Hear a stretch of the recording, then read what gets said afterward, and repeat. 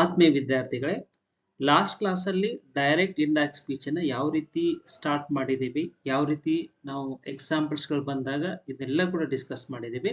ಹಾಗಾದ್ರೆ ಅದ್ರ continuation part ಏನೇನು ಅನ್ನೋದು ಕೂಡ ಡಿಸ್ಕಸ್ ಮಾಡೋಣ. So this is what direct speech ಮತ್ತು ಇಂಡೈರೆಕ್ಟ್ ಸ್ಪೀಚ್ ಏನನ್ನೋದು ಕೂಡ ಡಿಸ್ಕಸ್ ಮಾಡಿದ್ದೇವೆ. ಅದ್ರ ಜೊತೆಯಾಗಿ ಇಲ್ಲಿ ಸಿಂಪಲ್ ಪ್ರೆಸೆಂಟ್ ಬಂದಾಗ ಸಿಂಪಲ್ ಪಾಸ್ಟ್ ಬರುತ್ತೆ, ಪ್ರೆಸೆಂಟ್ ಕಂಟಿನ್ಯೂಸ್ ಬಂದಾಗ ಪಾಸ್ಟ್ ಕಂಟಿನ್ಯೂಸ್ ಬರುತ್ತೆ. ಇವೆಲ್ಲ ಚಾರ್ಟ್ ಕೂಡ ನಾವು ಡಿಸ್ಕಸ್ ಮಾಡಿದ್ದೇವೆ. ಹಾಗಿದ್ರೆ ಒಂದು ಸೆಂಟೆನ್ಸ್ ಕೊಟ್ಟಾಗ ಫಸ್ಟ್ ಪಾರ್ಟ್ ನಾವು ಏನ್ ತಗೋತೀವಿ, this is what reporting verb ಅಂತ ಹೇಳ್ತೇವೆ, this is called as reported speech ಅಂತ ಹೇಳ್ತೇವೆ. ಹಾಗಾಗಿ ಕೊಟ್ಟಿರುವಂತ ಸೆಂಟೆನ್ಸ್ ಅಲ್ಲಿ ನಾವೇನ್ ಮಾಡ್ತೇವೆ, ಇದನ್ನ ಬದಲಾವಣೆ ಮಾಡ್ಕೊಳ್ತೇವೆ. ಫಸ್ಟ್ ಕೆಲಸ ಏನಂತಂದ್ರೆ ಐಡೆಂಟಿಫೈ ದ ಟೆನ್ಸ್. ಯಾವ್ದಿದು? Simple present. ಸಿಂಪಲ್ ಪ್ರೆಸೆಂಟ್ ಇದ್ದದ್ದು ಏನ್ ಮಾಡ್ಕೊಳ್ತೇವೆ, ರಾಣಿ ಸೆಡ್ ದಟ್, ಹೌದಾ, ಇದೇ ಆ ಅಂದ್ರೆ ಶಿ ವೆಂಟ್ ಟು ಆಫೀಸ್ ಅಂತ ಬರೀತೇವೆ. ಸೊ ಇದನ್ನು ಕೂಡ ನಾವು ಡಿಸ್ಕಸ್ ಮಾಡಿದ್ದೇವೆ. ಈಗ ಒಂದು ಕ್ಲಾಸ್ ಮಾಡ್ತಾ ಇರೋದು ಏನು, GP ಸ್ಟಾರ್ ಇರ್ಬೋದು ಅಥವಾ ಸೆಕೆಂಡ್ PUC ಇರ್ಬೋದು, ಇವೆಲ್ಲದೂ ಕೂಡ ಬಹಳನೇ ಇಂಪಾರ್ಟೆಂಟ್ ಇದು. ಹೌದಾ? ನೋಡಿ, ಸಪೋಸ್ ಇಂಪೆರೇಟಿವ್ ಸೆಂಟೆನ್ಸ್ ಇದ್ದಾಗ ಏನ್ ಮಾಡಬಹುದು ಅದನ್ನು ಕೂಡ ಡಿಸ್ಕಸ್ ಮಾಡಿದ್ದೇನೆ. ಇಂಪೆರೇಟಿವ್ ಸೆಂಟೆನ್ಸ್ ಇದ್ದಾಗ ನಾವು ಇನ್ಫಿನಿಟಿವ್ ಅನ್ನ ಹಾಕೊಳ್ತೀವಿ. ಇನ್ಫಿನಿಟಿವ್ ಅಂದ್ರೆ this is what to. Verb ಗಿಂತ ಮುಂಚೆ ನಾವು ಏನು ಟು ಅನ್ನ ಬಳಕೆ ಮಾಡ್ಕೊಳ್ತೀವಿ. For example, teacher said to me close the window ಅಂತಂದಾಗ ದ ಟೀಚರ್ ಆರ್ಡರ್ಡ್ ಮೀ ಅಂತ ಹಾಕಿದ್ವಿ. ಹೌದಾ? ದೆನ್ ಕ್ಲೋಸ್ ಅನ್ನೋದೇನು, ಇದು ಒಂದು ವರ್ಬ್. ಆ ವರ್ಬ್ ಗಿಂತ ಮುಂಚೆ ಏನು ಹಚ್ಬೇಕು, ಟು ಅನ್ನು ಹಚ್ಬೇಕು. ಸೊ ಅದಕ್ಕಾಗಿ ಟು ಕ್ಲೋಸ್ ದ ವಿಂಡೋ ಅಂತ ನಾವು ಬಳಕೆ ಮಾಡ್ಕೊಳ್ತೀವಿ. ಅದೇ ರೀತಿ the teacher said to students keep quiet ಅಂತಂದಾಗ ಇಲ್ಲಿ ಒಂದು ರೀತಿ ಕೀಪ್ ಕ್ವೈಟ್ ಅಂದಾಗ ದಿಸ್ ಈಸ್ ವಾಟ್ ಆರ್ಡರ್ ಅಂತ ಹೇಳ್ತೀವಿ. ಹೀಗಾಗಿ the teacher order the students, verb ಯಾವುದು? This is verb here. ಏನು, ಕೀಪ್ ಕ್ವೈಟ್ ಅನ್ನೋದು ವರ್ಬ್. ಅದಕ್ಕಾಗಿ ನಾವೇನ್ ಮಾಡ್ಕೊಳ್ತೇವೆ, ಟು ಕೀಪ್ ಕ್ವೈಟ್ ಅಂತ ಟು ಅಂತ ತಗೊಂಡು ನಾವು what will write here, keep quiet ಅಂತ ಬರೀತೇವೆ. ಇದನ್ನು ಕೂಡ ನಾವು ಡಿಸ್ಕಸ್ ಮಾಡಿದ್ದೇವೆ. ಹೌದಾ? So like that so many sentences we have discussed. ಈ ಒಂದು ಭಾಗದಲ್ಲಿ ನಾನು ಎಕ್ಸಾಂಪಲ್ ಕೊಟ್ಟಿದ್ದೇನೆ, ನಿಮ್ಗೆ ಏನೇನ್ ಮಾಡಬೇಕು ಅಂತ ಕೂಡ ಕೊಟ್ಟಿದ್ದೇನೆ. ನೋಡೋಣ. The teacher said to students open the book. So what is the answer? ಇಲ್ಲಿ ಬರೆಯುವಂತ ಆನ್ಸರು ದ ಟೀಚರ್ ಆರ್ಡರ್ಡ್ ಅಂತ ತಗೋತೇವೆ. ದ ಟೀಚರ್ ಆರ್ಡರ್ಡ್ ಯಾರಿಗೆ? ದ ಸ್ಟೂಡೆಂಟ್ ಅಂತ ತಗೊಂಡು the teacher ordered the student. ಇದರಲ್ಲಿ ವರ್ಬ್ ಯಾವುದು ಅಂತ ದಿಸ್ ಈಸ್ ದ ವರ್ಬ್. ಹಾಗಿದ್ರೆ ವರ್ಬ್ ಗಿಂತ ಮುಂಚೆ ಟು ಅನ್ನ ಬಳಕೆ ಮಾಡಿಕೊಂಡು ಟು ಓಪನ್ ದ ಬುಕ್ ಈ ರೀತಿ ನಾವು ಬರೀತೇವೆ. So this is what when the sentences are in the imperative, that time you have to use like here. Okay, fine. ಹಾಗಿದ್ರೆ ಇಲ್ಲಿ ಏನ್ ಮಾಡ್ಕೋಬಹುದು ನೋಡಿ, father said to son please listen the word. So here please ಅನ್ನೋ ಒಂದು word ಇದೆ. ಹೀಗಾಗಿ ನಾವು ಏನ್ ಮಾಡ್ಕೋಬೇಕು, ಫಾದರ್ ರಿಕ್ವೆಸ್ಟೆಡ್ ಅಂತ ತಗೋಬೇಕಾಗತ್ತೆ. ಫಾದರ್ ರಿಕ್ವೆಸ್ಟೆಡ್ ಸನ್. ಹಾಗಿದ್ರೆ ವರ್ಬ್ ಯಾವುದು? This is the verb. ಹೀಗಾಗಿ ನಾವು ಏನ್ ಮಾಡ್ಕೋಬೇಕು, ಟು ಲಿಸನ್ ದ ವರ್ಡ್ಸ್ ಅಂತ ಬರೆದ್ರೆ ಆಯ್ತು. ಈ ರೀತಿ ನಾವು ಬರೆಯುವಂತ ಸಂದರ್ಭ ಬರುತ್ತೆ. Okay, next, my father said to me don't write on the book. ಈ ಸಂದರ್ಭ ಏನ್ ಮಾಡ್ಕೊಳ್ತೇವೆ, ಮೈ ಫಾದರ್ ಆರ್ಡರ್ಡ್ ಮೀ. ನೋಡಿ, ಮೈ ಫಾದರ್ ಆರ್ಡರ್ಡ್ ಮೀ. ಇಲ್ಲಿ ಒಂದಷ್ಟು ವಿಷಯಗಳನ್ನು ತಿಳ್ಕೋಬೇಕು ನಾವು. ಇಲ್ಲಿ ಏನಿದೆ, ರೈಟ್ ಆನ್ ದ ವಾಲ್ ಇದ್ದಾಗ ಏನ್ ಮಾಡ್ಕೊಳ್ತೇವೆ, to write on the wall ಅಂತ ಬರೀತಿದ್ವಿ. ಬಟ್ ಇಲ್ಲಿ ಡೋಂಟ್ ಅಂತ ಇದೆ. ಈ ರೀತಿ ಬಂದಾಗ ನಾವು ಇಂಪೆರೇಟಿವ್ ಸೆಂಟೆನ್ಸ್ ಬಂದಾಗ ನಾವು ನಾಟ್ ಟು ಅಂತ ಬಳಕೆ ಮಾಡ್ಕೋಬೇಕು. This is very important. Not to, remaining part as it is, not to write on the wall ಅಂತ ಬರೀತೇವೆ. So this is also a part of journey. ಇವನು ಕೂಡ ನಾವು ಲಾಸ್ಟ್ ಕ್ವಶನ್ಸ್ ಗಳನ್ನ ಕೊಟ್ಟಿದೆ, but today I solve that one. ಹಾಗಿದ್ರೆ next ಯಾವ ರೀತಿ ಸೆಂಟೆನ್ಸ್ ಗಳು ಬರ್ತಾವೆ, ಅದನ್ನ ಯಾವ ರೀತಿ ನಾವು ಬರಿಬೇಕು ಅನ್ನೋದ್ರ ಬಗ್ಗೆ ನಾವು ತಿಳ್ಕೊಳ್ಳೋಣ. ಸೊ ಇಂಪೆರೇಟಿವ್ ಆಯ್ತು. ಇಂಪೆರೇಟಿವ್ ಆದ್ಮೇಲೆ ನೆಕ್ಸ್ಟ್ ಬರುವಂತ sentence, if the sentence is exclamatory. Exclamatory ಇರುವಂತ ಸಂದರ್ಭದಲ್ಲಿ ನಾವು ಯಾವ ರೀತಿ ಬರಿಬೇಕು ಅನ್ನೋದ್ರ ಬಗ್ಗೆ ನಾವು ವಿಚಾರ ಮಾಡಬೇಕಾಗತ್ತೆ. First of all, exclamatory sentence ಅಂದ್ರೆ ಏನು ಅನ್ನೋದು ಕೂಡ ನಮ್ಗೆ ಗೊತ್ತಿಲ್ಲ. ಎಕ್ಸ್ಕ್ಲಾಮೇಟರಿ ಅಂದ್ರೆ this is what sudden, in the form of exaggeration, happiness, sad ಅನ್ನೋದು ಕೂಡ ನಾವು ಡಿಸ್ಕಸ್ ಮಾಡ್ತೇವೆ. ಆದ್ರೆ ಇಲ್ಲಿ ಏನ್ ನಾವು ತಿಳ್ಕೋಬೇಕು, ಎಕ್ಸ್ಕ್ಲಾಮೇಟರಿ ಸೆಂಟೆನ್ಸ್ಗಳು ಏನು ಅಂತ ತಿಳ್ಕೊಂಡ್ರೆ ಆಮೇಲೆ ಈಸಿಯಾಗಿ ಬರಲಿಕ್ಕೆ ಅನುಕೂಲ ಆಗುತ್ತೆ. For example, what a beautiful nature, ಎಂತ ಅದ್ಭುತವಾಗಿರುವಂತ nature, what a wonderful weather ಅಂತ ಬಳಕೆ ಮಾಡ್ಕೊ. ಅಂದ್ರೆ ಸಡನ್ ಆಗಿ ಇಲ್ಲಿ feeling in the form of sadness ಇರ್ಬೋದು ಅಥವಾ in the form of happiness ಇರ್ಬೋದು. ಅದಕ್ಕೆ ನಾವು ಎಕ್ಸ್ಕ್ಲಾಮೇಟರಿ ಸೆಂಟೆನ್ಸ್ ಅಂತ ಹೇಳ್ತೀವಿ. ಹಾಗಾದ್ರೆ ಇಲ್ಲಿ ಬಂದಾಗ ನಾವು ಏನ್ ಬರೀಬೇಕು ಅಂತ ತಿಳ್ಕೊಳ್ಳಿ. ಫಾರ್ ಎಕ್ಸಾಂಪಲ್ ನೋಡಿ, reporting verb change into praised ಮತ್ತು ಎಕ್ಸ್ಕ್ಲೇಮ್ಡ್ ಅಥವಾ ಬ್ಲೆಸ್ಡ್, ಈ ರೀತಿ ಸೆಂಟೆನ್ಸ್ ಬದಲಾವಣೆ ಆಗುತ್ತೆ. ಯಾವಾಗಂದ್ರೆ ಎಕ್ಸ್ಕ್ಲಾಮೇಟರಿ ಸೆಂಟೆನ್ಸ್ ಗಳಿದ್ದಾಗ. ಅದ್ರ ಜೊತೆಗೆ ಎಕ್ಸ್ಕ್ಲಾಮೇಟರಿ ಫಾರ್ಮ್ ಯಾವ ರೀತಿ ಆಗುತ್ತೆ, ಅಸರ್ಟಿವ್ ಆಗಿ ಬದಲಾವಣೆ ಆಗುತ್ತೆ. And now the sign of the exclamation is replace by full stop. ಯಾಕಂದ್ರೆ ಎಕ್ಸ್ಕ್ಲಾಮೇಟರಿ ಈ ಒಂದು ಸೈನ್ ಇದೇ ರೀತಿ ಉಳಿಯುವುದಿಲ್ಲ, ಇದು ಕನ್ವರ್ಟ್ ಹೆಂಗಾಗಿ ಫುಲ್ ಸ್ಟಾಪ್ ಅಂತ ಕನ್ವರ್ಟ್ ಆಗುತ್ತೆ. ಇವೆಲ್ಲವನ್ನು ಕೂಡ ನಾವು ತಿಳ್ಕೊಳ್ಬೇಕಾಗುತ್ತೆ. ಹಾಗಿದ್ರೆ ನೋಡಿ example, Priya said what a lovely baby ಅಂತೀವಿ. ಹೀಗಾಗಿ ಪ್ರಿಯಾ ಎಕ್ಸ್ಕ್ಲೇಮ್ಡ್ ಅಂತ ತಗೊಂಡು ದ್ಯಾಟ್ ಅಂತ ಹಾಕೊಂಡು ಸಿಂಪಲ್ ಆಗಿ ಏನ್ ಮಾಡ್ಕೊಳ್ತೇವೆ ಅಂದ್ರೆ it was a lovely baby ಅಂತ ಬರೆದ್ರೆ ಆಯ್ತು. ಹೀಗೆ ಸೆಂಟೆನ್ಸ್ ಗಳನ್ನ ಕನ್ಸ್ಟ್ರಕ್ಷನ್ ಮಾಡ್ಕೋಬೇಕು. Next, Prasad said what a wonderful idea ಅಂತಿದೆ. Prasad exclaimed that. ಹೌದಾ, ಇದೇ ವಂಡರ್ಫುಲ್ ಐಡಿಯಾ ಏನಿದೆ ಅಲ್ಲ, ಅದಕ್ಕಿಂತ ಮುಂಚೆ ಇಟ್ ವಾಸ್ ವಂಡರ್ಫುಲ್ ಐಡಿಯಾ ಅಂತ ಬರೆದ್ರೆ ಆಯ್ತು. ನೋಡಿ ಹೇಗಿದೆ ಸೆಂಟೆನ್ಸ್ಗಳು, ಎಷ್ಟು ಸಿಂಪಲ್ ಆಗಿ ಕನ್ವೆ ಮಾಡುವಂತ ಏನೋ ಈ ಪ್ರಬುದ್ಧತೆ ಬೇಕಾಗತ್ತೆ. ಹಾಗಿದ್ರೆ ನೆಕ್ಸ್ಟ್ ನೋಡೋಣ ಯಾವ ರೀತಿ ಎಕ್ಸಾಂಪಲ್ಸ್ ಗಳನ್ನ ನಾವು ಮಾಡಬಹುದು ಅಂತೇಳಿ. Anita said how cold it is today. Then how to write this one? Okay, Anita said how cold it is today ಅಂತಂದಾಗ ಅನಿತಾ ಎಕ್ಸ್ಕ್ಲೇಮ್ಡ್ ಅಂತ ಕೂಡ ತಗೋಬೇಕಾಗತ್ತೆ. ಅನಿತಾ ಎಕ್ಸ್ಕ್ಲೇಮ್ಡ್ ದ್ಯಾಟ್ ಅಂತ ತಗೊಂಡ್ವಾ? ಹೌದಾ, ಎಕ್ಸ್ಕ್ಲೇಮ್ಡ್ ದ್ಯಾಟ್ ಅಂತಂದಾಗ ನಾವು you can write it is ಅಂತಂದಾಗ ನಾವು ಏನ್ ಮಾಡ್ಕೋಬೇಕು, ಎಕ್ಸ್ಕ್ಲೇಮ್ಡ್ ದ್ಯಾಟ್ ಇಟ್ ವಾಸ್ ಅಂತ ತಗೋಬೇಕಾಗತ್ತೆ series. It was cold today ಇದ್ದಿದ್ದು ದಟ್ ಡೇ ಅಂತ ಬಳಕೆ ಮಾಡಿದ್ರೆ ಆಯ್ತು. ನೋಡಿ ಎಷ್ಟು ಸಿಂಪಲ್ ಇದೆ ಅಲ್ವಾ? ಟುಡೇ ಇದ್ದಿದ್ದು ದಟ್ ಡೇ ಅಂತ ಬಳಕೆ ಮಾಡ್ಕೊಳ್ತೀವಿ. ಈ ರೀತಿ ನಮಗೆ ಎಕ್ಸಾಂಪಲ್ಸ್ ಗಳನ್ನ ಬರೆಯುವಂತದ್ದು ಬೇಕು. So this is what we can carry forward. ಹೌದಾ, ನೆಕ್ಸ್ಟ್ ನೋಡಿ ಹಾಗಿದ್ರೆ ಏನೇ ನಾವು ಬದಲಾವಣೆಗಳನ್ನ ತಗೋಬಹುದು ಸೆಂಟೆನ್ಸ್ ಅಲ್ಲಿ. C side what a beautiful garden it is ಅಂತ ಕೊಟ್ಟಿದ್ದಾರೆ. ಆಗ ನಾವು ಏನ್ ಮಾಡ್ಕೋಬೇಕು, ಸಿ ಎಕ್ಸ್ಕ್ಲೇಮ್ಡ್, ಸಿ ಎಕ್ಸ್ಕ್ಲೇಮ್ಡ್ ದ್ಯಾಟ್ ಏನ್ ಮಾಡ್ಕೋಬಹುದು, ಬ್ಯೂಟಿಫುಲ್ ಗಾರ್ಡನ್ ಅಂತಿದೆ. ಅ ಬ್ಯೂಟಿಫುಲ್ ಗಾರ್ಡನ್ ಏನ್ ಮಾಡ್ಕೋಬೇಕು, ಇಟ್ ಅಂತ ಆಸ್ ಇಟ್ ಈಸ್ ಇದೆ. It was a beautiful garden ಅಂತ ಬರಿಬೇಕು. ಸಿಂಪಲ್ ಆಗಿ when the sentence will be exclamatory, that time we have to write like that. ಹೌದಾ, ಎಕ್ಸ್ಕ್ಲಮೇಟರಿ ಸೆಂಟೆನ್ಸ್ ಗಳು ಇದ್ದಾಗ ನಾವು ಈ ರೀತಿ ಬದಲಾವಣೆಗಳು ಕೂಡ ಮಾಡ್ಕೊಳ್ಬೇಕಾಗತ್ತೆ. This is what I wanted to bring to knowledge. ಹಾಗಿದ್ರೆ ಲಾಸ್ಟ್ ಬಂದ್ಬಿಟ್ಟು they said hurray we have won the match. Then how to write this one? Very simple. They again ಎಕ್ಸ್ಕ್ಲೇಮ್ಡ್.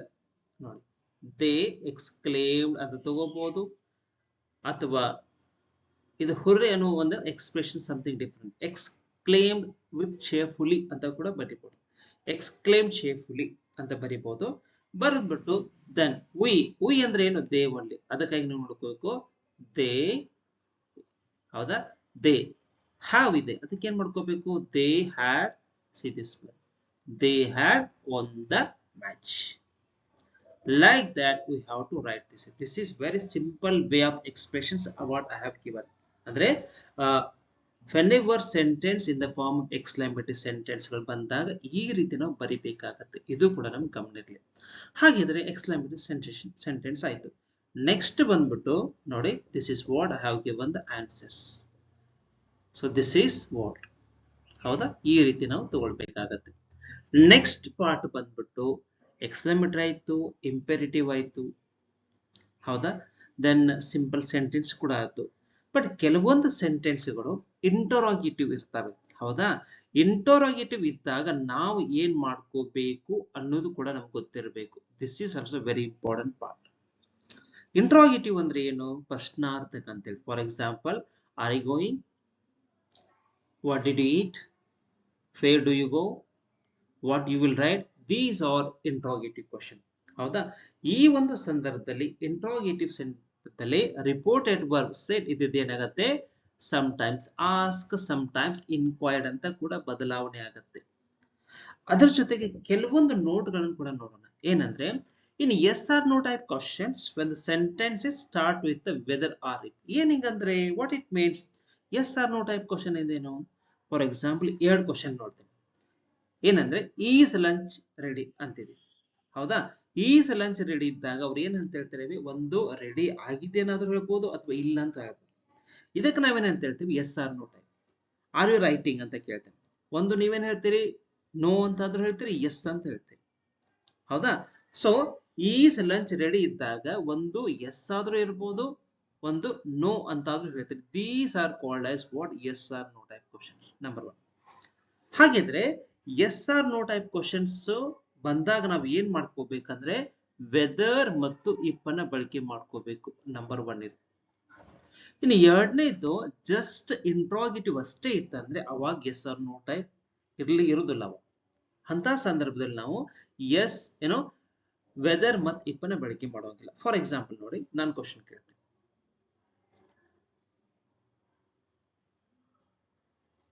Have you finished your lunch? See this one. Have you finished your lunch? ಅವಾಗ ನೀವೇನ್ ಹೇಳ್ತೀರಿ, S ಅಂತೀರಿ ಅಥವಾ no ಅಂತೀರಿ. Number 1.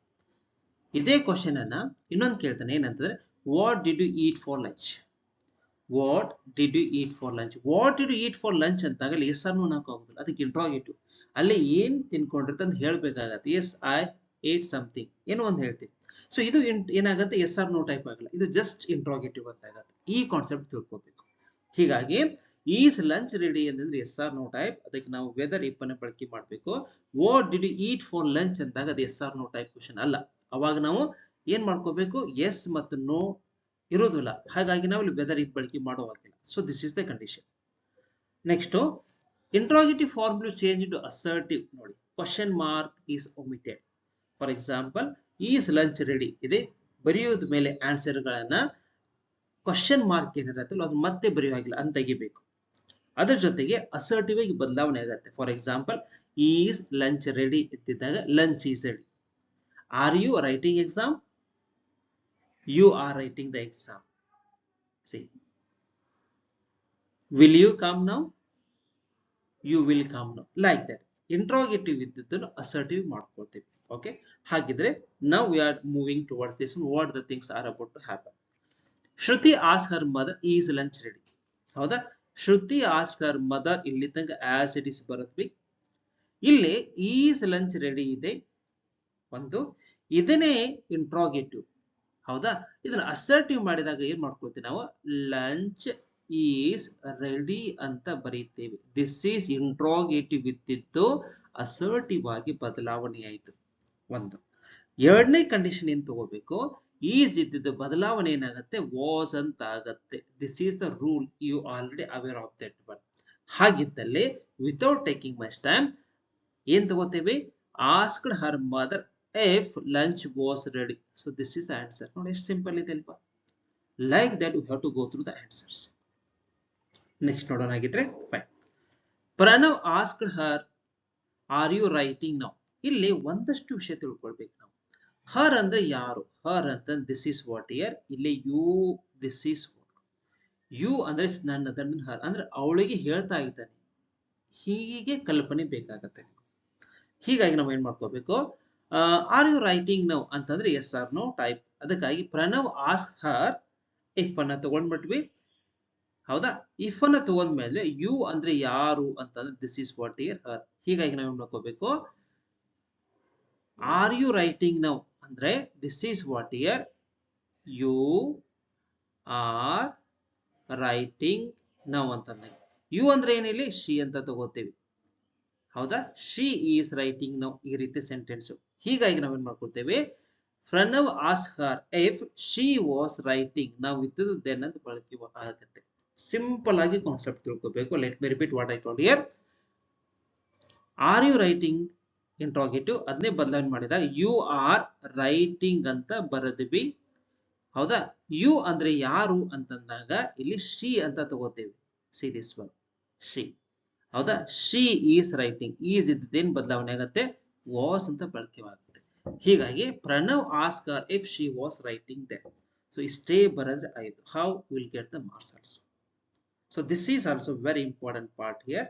ಹಾಗಿದ್ರೆ next ನೋಡೋಣ, ಮತ್ತೆ ಏನೇನ್ ಸೆಂಟೆನ್ಸ್ಗಳು ಬಂದಾಗ ನಾವು ಏನ್ ಆನ್ಸರ್ ಇರಬೇಕು ಅನ್ನೋದು ಕೂಡ ಗೊತ್ತಿರಲಿ. ಇಲ್ಲಿ a set of examples I give to you. ನೋಡಿ, I said to her what did you eat today. Then how to do this one, ಹೆಂಗ್ ಮಾಡ್ಕೋಬೇಕು ನಾವಿಲ್ಲಿ ಅನ್ನೋ ಒಂದು ಟಾಸ್ಕ್ ಅನ್ನು ಕೊಟ್ಟಿದ್ದಾರೆ. ಇದು ಒಂದು ಏನಂತಂದ್ರೆ ಒಂದು ವಿಷಯ ತಿಳ್ಕೊಳ್ಳಿ. What did you eat today ಅಂತಂದಾಗ ಇದು yes or no type question ಇಲ್ಲ, ದಿಸ್ ಈಸ್ ಜಸ್ಟ್ ಇಂಟ್ರೋಗೇಟಿವ್. ಹಾಗಿದ್ರೆ ಏನ್ ಬರಿಬೇಕು ನಾವು ಅನ್ನೋದನ್ನ ತಿಳ್ಕೊಬೇಕು. ಹೌದಾ? ಇದನ್ನ ಹಾಗಿದ್ರೆ ಒಂದು ಟಾಸ್ಕ್ ನಿಮ್ಗೆ ಏನಾದ್ರೂ ಕೊಡ್ಲಾ, ಹೌದಾ, ಅಥವಾ ನಾನೇ ಮಾಡ್ಲಾ ಅನ್ನೊಂದು ಕ್ವಶನ್ ರೈಸ್ ಆಗತ್ತೆ. ಇಲ್ಲಿ ನೋಡಿ, ಇದು ಒಂದು ನಾನು ಮಾಡ್ತೇನೆ, ನಿಮಗೆ ಫಸ್ಟಿಗೆ ಟಾಸ್ಕ್ ಕೊಡೋದು ಬೇಡ. ಸೊ ಹೀಗಾಗಿ ನಾವು ಏನ್ ಮಾಡ್ಕೋದಂದ್ರೆ ಐ ಸೆಡ್ ಟು ಹರ್ ಬರೆಯಂಗಿಲ್ಲ, ಐ ಆಸ್ಕ್ಡ್ ಹರ್ ತಗೋತೀವಿ.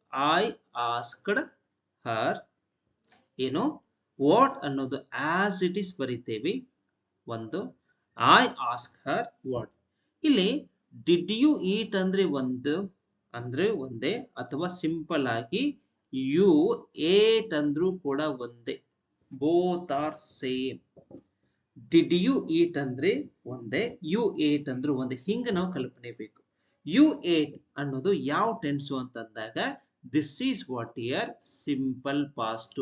ಹಾಗಿದ್ರೆ ಸಿಂಪಲ್ ಪಾಸ್ಟ್ ಇದ್ದಿದ್ದು ಪಾಸ್ಟ್ ಪರ್ಫೆಕ್ಟ್ ಅಂತ ಬದಲಾವಣೆ ಆಗುತ್ತೆ. Rule it is. ಹಾಗಿದ್ರೆ ನಾವು ಏನ್ ಮಾಡ್ಕೋಬೇಕು ಅನ್ನೋದನ್ನ ನೋಡಿ, ವೆರಿ ಸಿಂಪಲ್. ವಾಟ್ ಅಂತ ಆಸ್ ಇಟ್ ಇಸ್ ಬರ್ಬೇಕು. ಯು ಅಂದ್ರೆ ಯಾರಿಲ್ಲಿ ಅನ್ನೋದು ತಿಳ್ಕೋಬೇಕು. ಯು ಅಂದ್ರೆ this is what year she ಅಂತ ಕನ್ಸಿಡರ್ ಆಗ್ತಾರೆ. ಹೀಗಾಗಿ ನಾವು ನೋಡ್ಕೋ, ವಾಟ್ ಶಿ, ಹೌದಾ, what she had eaten today ಇದ್ದಿದ್ದು ದಟ್ ಡೇ ಅಂತ ಕನ್ಸಿಡರ್ ಆಗತ್ತೆ. So this is what we have to follow. Let me repeat here. I ask her what she had eaten that day. What she had eaten that day. ಯಾಕಂದ್ರೆ she had eaten ಯಾಕೆ ಬಳಕೆ ಮಾಡ್ಕೊಳ್ಳೋದಂದ್ರೆ ಇಲ್ಲಿ she ate ಅಂತ ಇದೆ. So ಗೊತ್ತಿಲ್ಲ, she ate ಅಂತ ಇದೆ. She ate ಅನ್ನೋದೇನು ಸಿಂಪಲ್ ಪಾಸ್ಟ್. ಸಿಂಪಲ್ ಪಾಸ್ಟ್ ಇದ್ದು ಪಾಸ್ಟ್ ಪರ್ಫೆಕ್ಟ್ ಅಂತ ಆಗುತ್ತೆ. We should not use whether or if. Number one. Second one ಬಂದಾಗ he said to me what have you written on the board. Then what will the answer here? See, he asked me what ಇಲ್ಲಿ have, what have you written ಅಂತ ಇದೆ. ಹೌದಾ? what have you written ಅಂದಾಗ ಇಲ್ಲಿ me ಅಂದ್ರೆ ಏನ್ ತಗೋತೀವಿ, ನಾನ್ಗೆ ಹೇಳ್ತಾ ಇದ್ರಿ. ಹೀಗಾಗಿ what I ಅಂತ ತಗೋತೀವಿ. ನೆಕ್ಸ್ಟ್ have ಇದ್ದದ್ದು ಏನಾಗುತ್ತೆ, that is what here have you written ಇದ್ದಿದ್ದು ಪ್ರೆಸೆಂಟ್ ಪರ್ಫೆಕ್ಟ್, ಅದು ಪಾಸ್ಟ್ ಪರ್ಫೆಕ್ಟ್ ಅಂತ ಆಗತ್ತೆ. ಹೀಗಾಗಿ ನಾವು ಏನ್ ಮಾಡ್ಕೋಬೇಕು, ವಾಟ್ ಐ ಹ್ಯಾಡ್ ರಿಟರ್ನ್ ಅಂತ ಬಳಕೆ ಮಾಡ್ಕೋಬೇಕಾಗತ್ತೆ. What I had return on the board. This is very simple way of explanation. What I had return on the board. ನೋಡಿ ಎಷ್ಟು ಸಿಂಪಲ್ ಇದೆ. What have return on the board. He asked me what I had return on the board. That's what. ಯಾಕಂದ್ರೆ me ಅಂತಿರತ್ತೆ. For example ಇಲ್ಲಿ me ಬರೋದಿಲ್ಲ, ಇಲ್ಲಿ ಹರ್ ಅಂತ ಬೆಳೆದ್ರೆ ಏನ್ ಮಾಡ್ಕೋಬೇಕು, ಇಲ್ಲ ಆಯ್ ಬದಲಿ ನಾವೇನ್ ಮಾಡ್ಕೋತೀವಿ, ಶಿ ಅಂತ ಬಳಕೆ ಮಾಡ್ಕೊಳ್ತೀವಿ. ಇಲ್ಲಿ ಏನಾದ್ರೂ ಹಿಮ್ ಅಂತ ಏನಾದ್ರೂ ಇತ್ತಂದ್ರೆ ಇಲ್ಲಿ ಏನ್ ಮಾಡ್ಕೋತೀವಿ, ಶಿ ಪ್ಲೇಸ್ ಅಲ್ಲಿ ಹಿ ಅಂತ ಬಳಕೆ ಮಾಡ್ಕೊಳ್ತೀವಿ. This is what we have to carry forward. Next ನೋಡಿ, ಹಾಗಿದ್ರೆ ರವಿ ಸೆಡ್ ಟು ಮೀ. ಹಾಗಿದ್ರೆ ನಾವ್ ಏನ್ ಮಾಡ್ಕೋತೇವೆ, ರವಿ ಆಸ್ಕ್ಡ್ ಹಿಮ್. ಇನ್ನೊಬ್ರಿಗೆ ಕೇಳ್ತಾ ಇದ್ದಾನೆ, have you reach the market ಅಂತಂದಾಗ ಹ್ಯಾವ್ ಯು ರೀಚ್ಡ್ ಅಂತೂ ಒಂದೇ, ಯು ಹ್ಯಾವ್ ರೀಚ್ಡ್ ಅಂತ ಬದಲಾವಣೆ ಮಾಡ್ಕೊಳ್ತೇವೆ. ಯಾಕಂದ್ರೆ this is what here have you reached ಅನ್ನೋದು this is in the form of interrogative. Interrogative ಅನ್ನ ನಾವು ಏನ್ ಮಾಡ್ಕೊಳ್ತೇವೆ, ಅಸರ್ಟಿವ್ ಮಾಡ್ಕೊಳ್ತೇವೆ. ಹೌದಾ? You have reach. ಯು ಅಂದ್ರೆ ಏನಿಲ್ಲ, this is what here him, he ಅಂತ ತಗೋತೀವಿ. ಹೌದಾ? ಒಂದು ಹ್ಯಾವ್ ಇದ್ದಿದ್ದು ಏನಾಗುತ್ತೆ, ಹ್ಯಾಡ್ ಅಂತ ಬದಲಾವಣೆ ಆಗುತ್ತೆ. This is what will write here had reached ಅಂತ ಬರೆದ್ರೆ ಆಯ್ತು. ಹಾಗಾಗಿ ರವಿ ಆಸ್ಕ್ಡ್ ಹಿಮ್ ವೆದರ್ ಅಥವಾ ಇಫ್ ಅನ್ನ ಬಳಕೆ ಮಾಡ್ಕೋಬೇಕು. If he had reached the marking. So this is what we have to carry forward. So ಹೀಗಾಗಿ ಸೆಂಟೆನ್ಸ್ ಗಳನ್ನ ನಾವು ಕನ್ಸ್ಟ್ರಕ್ಷನ್ ಮಾಡ್ತಾನೆ ಹೋಗಬೇಕು. So when the sentences are interrogative, we have to write like that. Then only will be almost right. ಹಾಗಿದ್ರೆ next ನೋಡಿ, ಒಂದು ಗ್ರಾಮರ್ದಲ್ಲಿ ಎಲ್ಲ ಗ್ರಾಮರ್ದಲ್ಲಿ exception rule ಕಡೆ ಇರ್ತವೆ. ಯಾವುದೇ ಗ್ರಾಮರ್ ಭಾಗನ ತಗೊಳ್ಳಿ, ಇಲ್ಲೂ ಕೂಡ ಎಕ್ಸೆಪ್ಷನ್ ರೂಲ್ ಏನಂತಂದ್ರೆ, ಒಂದು for example he said blood is red ಅಂತಿದೆ. ರೂಲ್ ಪ್ರಕಾರ he said that blood was red ಅಂತ ಅನ್ನೋ ಹಾಗಿಲ್ಲ. ಕೆಲವೊಂದು ಸೆಂಟೆನ್ಸ್ಗಳು ಬ್ಲಡ್ ಈಸ್ ರೆಡ್ ಇರಬಹುದು, the sun rises in the east, the earth rotates around the sun. Okay, ಇವೆಲ್ಲ ಸೆಂಟೆನ್ಸ್ಗಳು ಯೂನಿವರ್ಸಲ್ ಟ್ರುತ್ ಅಂತ ಹೇಳ್ತೀವಿ. ಇಂಥ ಸಂದರ್ಭದಲ್ಲಿ ಏನಾಗುತ್ತೆ, if the sentence in the reports which will not change if universal truth is indicated, ಇಂಥ ಸಂದರ್ಭದಲ್ಲಿ ಸೆಂಟೆನ್ಸ್ ಗಳನ್ನ ಬದಲಾವಣೆ ನಾವು ಕೂಡ ಮಾಡುವ ಹಾಗಿಲ್ಲ. So this is the very important. ಹೀಗಾಗಿ he said that blood is red ಅಂತ ಹೇಳ್ತಾರೆ. he said that the sun rises in the east ಅಂತ ಬಂದಾಗ the sun rises in the east. ಇದೇ ರೀತಿ ನಾವು ಬದಲಾವಣೆ ಮಾಡಲ್ದೆ ಸೇಮ್ ಆಗಿ ಬರೀಬೇಕು. So this is very important. ಹಾಗಿದ್ರೆ ನೆಕ್ಸ್ಟ್ ನೋಡಿ, ಈ ರೀತಿ ಎಲ್ಲವನ್ನು ತಿಳ್ಕೊಂಡ್ಮೇಲೆ ನಾವು ಎಕ್ಸಾಂಪಲ್ಸ್ ಗಳನ್ನ ಹೇಗೆ ಮಾಡಬೇಕು ಅನ್ನೋದನ್ನು ಕೂಡ ನಾವು ಅರ್ಥೈಸ್ಕೊಳ್ಬೇಕಾಗತ್ತೆ. ಹೌದಾ? ಈಗ ಇನ್ನೊಂದು ಸೆಷನ್ದಲ್ಲಿ ಹೇಗೆ ನಾವು ಬಳಕೆ ಮಾಡಬೇಕು ಅನ್ನೋದನ್ನು ಕೂಡ ನಾವು ಡಿಸ್ಕಸ್ ಮಾಡೋಣ. ಅಂದ್ರೆ ಕ್ವಶನ್ಸ್ ಬಂತು, ನಮಗೆ ಕ್ವಶನ್ಸ್ ಬಂದಾಗ ಅವ್ನು ಹೆಂಗ್ ಬರಿಬೇಕು, ಏನೆಲ್ಲ ಫಾಲೋ ಅಪ್ ಮಾಡಬೇಕು, ಯಾವ ರೂಲ್ಸ್ ಎಲ್ಲ ತಿಳ್ಕೊಬೇಕು ಅದನ್ನ ತಿಳ್ಕೊಂಡು ಇದನ್ನ ಮಾಡ್ಕೊಂಡ್ವಿ ನಮಗೆ ಬಂತು ಅಂತಂದ್ರೆ ನಾವು ಒಟ್ಟಾರೆ ಕಲ್ತಿದ್ದು ಅನುಕೂಲ ಆಗತ್ತೆ ಅಂತ ಅನ್ಕೊಳ್ಳಿ. Okay, thank you so much for watching this video also. Okay, ಇನ್ನು ಏನಾದರೂ ಡೌಟ್ಸ್ಗಳು ಇತ್ತಂದ್ರೆ ನೆಕ್ಸ್ಟ್ ಕ್ಲಾಸಲ್ಲಿ ಹೇಗೆ ಬರಿಬೇಕು ಅನ್ನೋದನ್ನ ಡಿಸ್ಕಸ್ ಮಾಡ್ತಾ ಕಲಿತಾ ಹೋಗೋಣ. Thank you so much for watching this video.